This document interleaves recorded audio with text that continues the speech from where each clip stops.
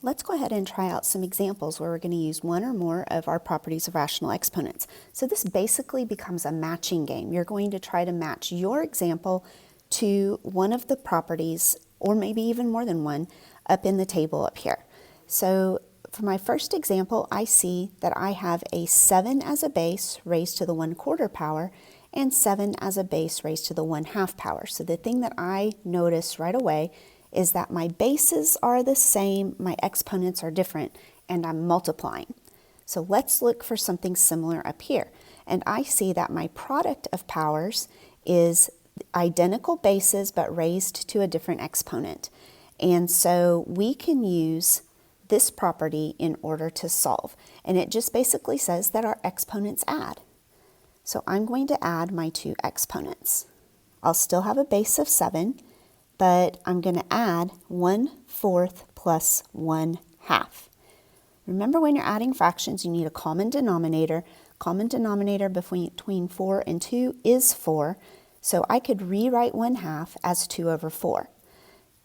Then you add across. 1 plus 2 that I just created is going to give me a 3, and my denominator will be 4.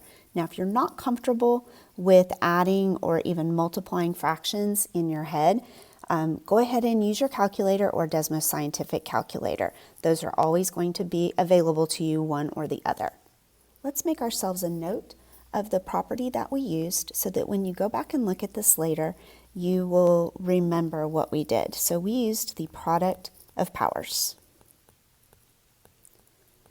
Now, for example 2, I notice that I have two things multiplied together in parentheses, but those two things are not the same. They have different bases. I will be using power of a product that has two things that are different multiplied together in parentheses, and it's being raised to a power. So let's take care of that and then see what we do from there.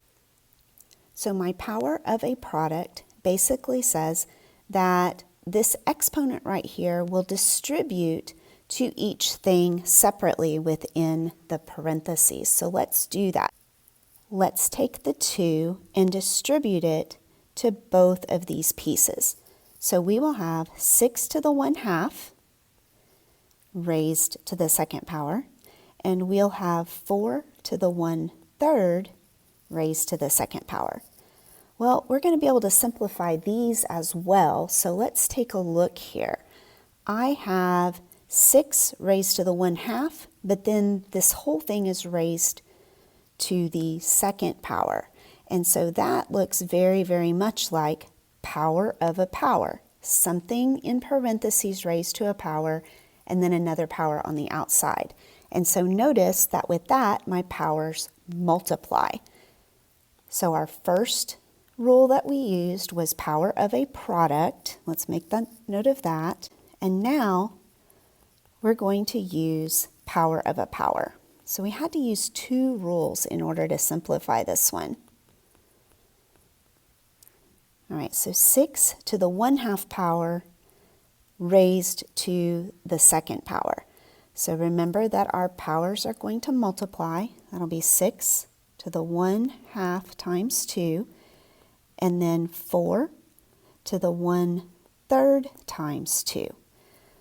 Well, 1/2 times 2 is simply 1. So 6 to the first power, well, that's a 6.